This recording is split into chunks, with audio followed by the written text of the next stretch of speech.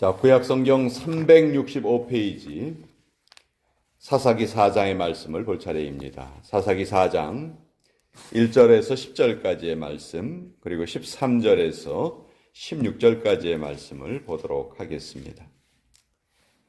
사사기 4장 1절에서 10절, 13절에서 16절까지입니다. 먼저 1절에서 10절까지 함께 읽겠습니다. 시작.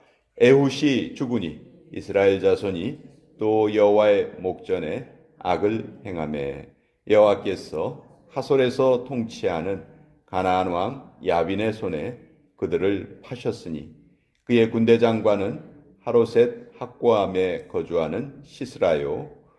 야빈 왕은 철병거 900대가 있어 20년 동안 이스라엘 자손을 심히 학대했으므로 이스라엘 자손이 여호와께 부르짖었더라. 그때 랍비돗의 아내 여선지자 드보라가 이스라엘의 사사가 되었는데 그는 에브라임 산지 라마와 베델 사이 드보라의 종려나무 아래에 거주하였고 이스라엘 자손은 그에게 나아가 재판을 받더라. 드보라가 사람을 보내어 아비노함의 아들 바락을 납달리 게데스에서 불러다가 그에게 이르되 이스라엘의 하나님 여호와께서 이같이 명령하지 아니하셨느냐. 너는 납달리 자손과 스불론 자손 10,000명을 거느리고 다볼산으로 가라.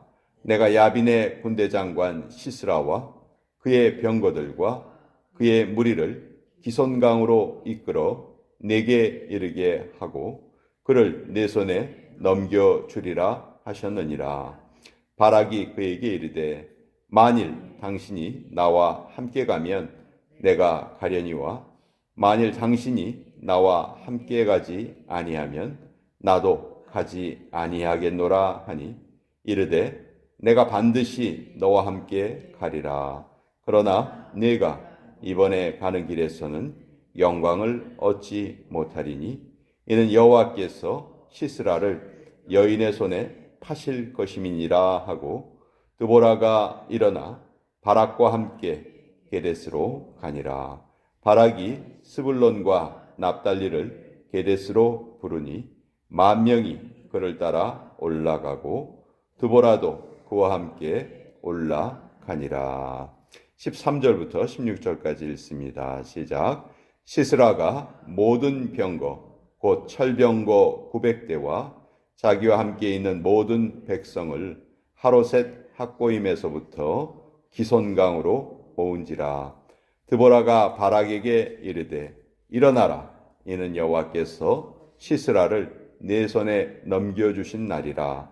여호와께서 너의 앞서 나가지 아니하시느냐 하는지라. 이에 바락이 10,000명을 거느리고 다볼산에서 내려가니 여호와께서 바락 앞에서 시스라와 그의 모든 병거와 그의 온 군대를 칼날로 혼란에 빠지게 하심에 시스라가 병거에서 내려 걸어서 도망한지라. 바락이 그의 병거들과 군대를 추격하여 하로셋 학고임에 이르니 시스라의 온 군대가 다 칼에 엎드러졌고 한 사람도 남은 자가 없었더라. 하나님의 말씀입니다. 아멘. 자, 이 사사기는 좀 답답한 책이죠. 영적인 그 악순환이, 죄의 악순환이 계속 반복이 됩니다. 자, 4장에 보니까 이제 드보라라는 여자 사사가 등장을 하는데 이 이전에도 여러 명의 사사가 있었죠. 자, 이스라엘이 평안할 때 하나님을 잘 섬겨야 하는데 오히려 평안하면 죄를 짓습니다. 그러면 하나님께서는 이스라엘을 깨우시기 위해서 주변의 민족들을 사용하시죠. 근데 주변 민족들의 압제가 심해지면 이스라엘 백성들이 이제 잘못을 깨닫고 하나님께 부르짖습니다. 그러면 하나님께서 사사를 예비하셨다가 그 사사를 보내주시고 그 사사를 통해서 이스라엘을 다시 구원해 내시고 죄송합니다. 평강의 시간이 다시 찾아옵니다. 자, 이 평강의 시간이 찾아오면 과거에 있었던 일들을 다시 한번 생각해보고 우리가 잘못을 하면 안 되겠구나, 올바로 살아야 되겠구나, 이렇게 올바른 방향으로 나아가야 되는데 편안해지면 또 나태해지고, 그래서 또 이 악순환에 또 빠져드는 그런 내용이 사사기에 계속 반복이 되고 있습니다. 오늘 이 사사기 4장에는 특별히 12명의 사사 중에서 유일한 여자 사사 드보라가 등장을 하고, 그 드보라가 등장한 배경에는 하솔 왕 혹은 가나안 왕 야빈이라는 인물이 등장을 합니다. 자, 이 하솔이라는 지역은 이스라엘의 북쪽에 있는 아주 큰 성읍이에요. 자, 이 하솔이라는 성읍을 여호수아가, 그러니까 사사 시대가 시작되기 전이죠. 여호수아 시대에 이 하솔 지역을 여호수아가 점령을 합니다. 정복을 해요. 아주 중요한 지역이었기 때문에 이 하솔에서의 전투를 해서 이 하솔을 완전히 굴복을 시킵니다. 그런데 여호수아가 정복했던 그 상황을 이스라엘 백성들이 그 이후에 지켜내지를 못합니다. 오히려 이제 망했던 그 하솔 지역의 가나안 민족들이 다시 연합을 하고 세력을 키워요. 그래서 얼마나 세력을 크게 키웠냐 하면 철병거 900대가 있었다, 이렇게 말하는데요. 철병거는 오늘날 말로 하면 탱크와 비슷하다고 할 수 있어요. 자, 탱크 900대가 있는 부대와 예를 들어서 아무것도 없고 그냥 맨몸으로 싸우는 군대가 있다. 여러분 한번 생각을 해보세요. 싸움을 하면 누가 이길까요? 이건 뭐 물어보나 마나죠. 탱크 안에 딱 들어가 있는 사람들이 안전하게 보호되고 있으니까 뭐 그런 무기가 없는 사람들하고 싸우면은 질래야 질 수가 없는 그런 싸움이죠. 자, 지금 그런 상황이에요. 지금 그런 상황에서 자, 이 하솔 지역은 과거에 여호수아에게 정복을 당했었기 때문에 지금은 오히려 이제 자기네들이 힘을 얻어서 자기들의 원수를 갚으려고 합니다. 너희들 예전에 우리를 망하게 했지, 이번에는 한번 우리에게 한번 당해봐.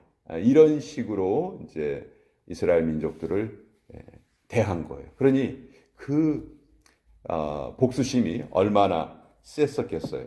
그래가지고 얼마나 이 이스라엘 백성들을 학대했냐면 3절에 보면 야빈 왕은 철병거 900대가 있어 20년 동안 이스라엘 자손을 심히 학대했으므로, 20년이란 기간 동안 그냥 학대한 것도 아니고 심히 학대했다. 그러니 이스라엘 백성들의 형편이 너무너무 힘들었겠죠.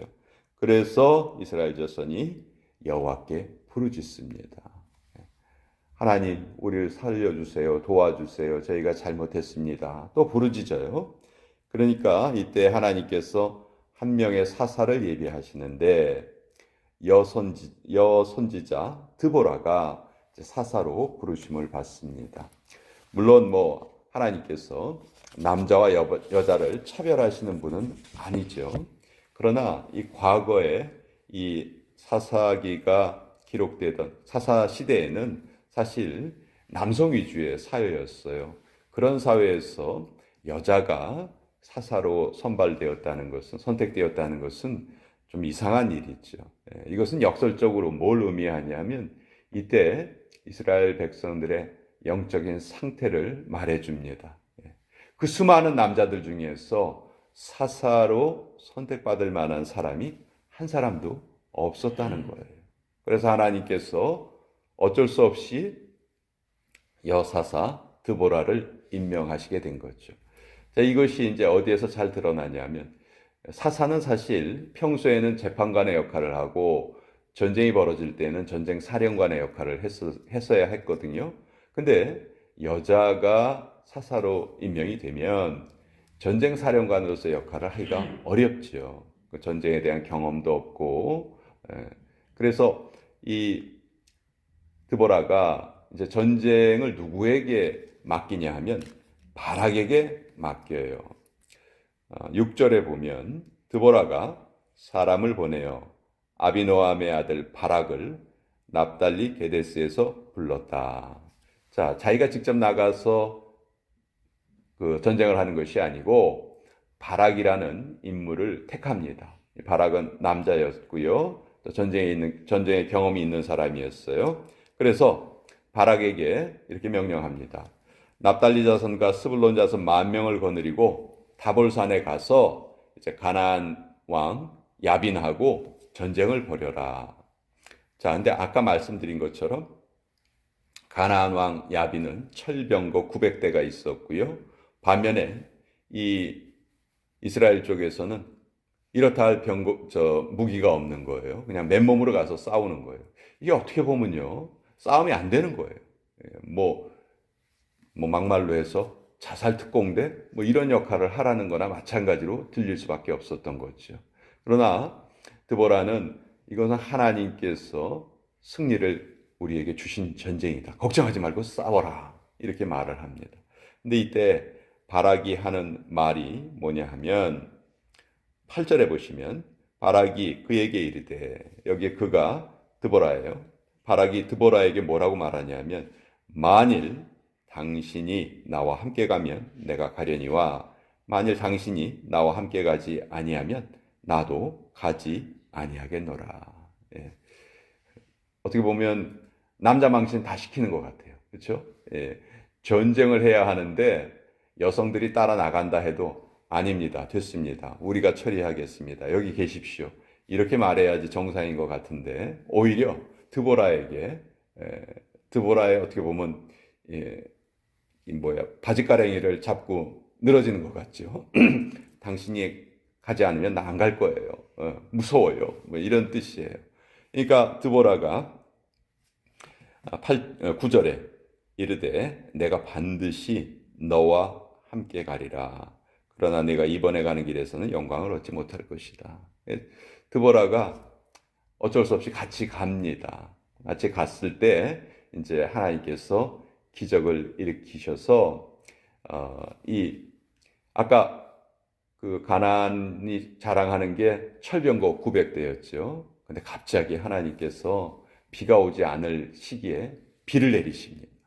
그래서 철병거가 다 땅바닥에 빠져가지고 움직이질 못하게 된 거예요. 그러니까 오히려 철병거 안에 있는 사람들이 다 도간에 든 쥐처럼 된 것이죠. 그래서 이 전쟁에서 큰 승리를 얻게 됩니다. 그러나 이 적군의 장수였던 그 시스라는 바락이 해치우지를 못해요. 오히려 이름 없는 한 여인에 의해서 그 시스라가 죽임을 당합니다. 그런 내용이 이제 뒷부분에 나오는데, 자, 여기 보면 이 바락의 행동을 우리가 어떻게 볼 것인가? 드보라보다도 바락에 한번 초점을 맞춰 보십시다. 아까 제가 설명드린 내용은 바락이 참 어떻게 보면 남자답지 못하다, 장수답지 못하다, 전쟁을 치르는 자세가 좀 부족하다, 드보라에게 사정하는 그런 모습을 보면은 좀 부족한 것처럼 보인단 말이죠. 그런데요, 놀랍게 히브리서 11장에 보면은 히브리서 11장이 보통 우리 믿음장이라고 부르죠. 거기에 보면 믿음의 영웅들의 이름이 한 40명 정도 이렇게 쭉 기록되어 있어요. 근데 거기 32절에 보면 사사시대의 영웅들이 거기에 기록되어 있는데 입다, 바락, 기드온, 삼손, 이 네 사람의 사사들이 믿음의 영웅으로 히브리서에 기록이 되어 있어요. 여러분 좀 이상하지 않으세요? 겁쟁이였던 이 바락이 어떻게 믿음의 영웅으로 기록되어 있는가? 사사기를 읽어보면 도대체 이 바락이 영웅적인 모습을 보이지 않는데 왜 히브리서에서는 믿음의 영웅이라고 하는가? 여러분 여기 아주 큰 비밀이 있는데요. 바락은 자기의 연약함을 숨기지 않았어요. 그리고 자기의 연약함을 내어놓고 도움을 구했습니다. 어떻게 보면 우리 인간이 살아가야 된 삶의 모습을 바락은 지금 가장 잘 보여주고 있는 거예요. 신앙인의 모습이 어떤 모습입니까? 하나님, 오늘 알아서 제가 다 할 테니까 가만히 계세요. 하나님 가만히 계시고요. 제가 알아서 할게요. 이거는 전혀 신앙의 모습이 아니죠. 그렇죠? 하나님, 오늘 제가 살아가기에는 오늘도 저는 부족하고 연약합니다. 하나님이 저와 동행해 주시지 않으면 제가 어느 곳도 갈 수가 없습니다. 아니, 가지 않겠습니다. 이런 자세가 우리 신앙인의 바른 모습이잖아요.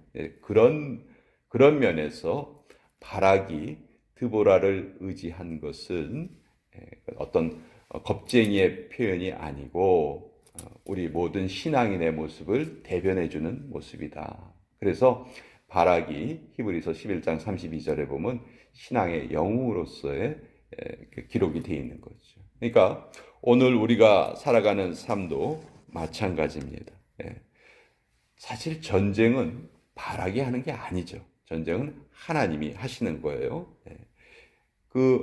그것을 바락은 잘 알고 있었기 때문에 드보라를 의지했고, 드보라를 의지했다는 것은 드보라에게 말씀을 주신 하나님을 의지했다는 것을 우리에게 나타내 줍니다. 그래서 오늘 우리가 살아가는 인생의 모습, 삶의 모습도 이 바락과 같은 모습이어야 한다. 우리의 연약함을 다 인정하고 내어놓고 하나님께 도움을 구하는 모습으로 살아갈 때 그 모습을 오히려 하나님께서는 믿음의 영웅으로 인정해 주신다 하는 것을 우리 같이 한번 느끼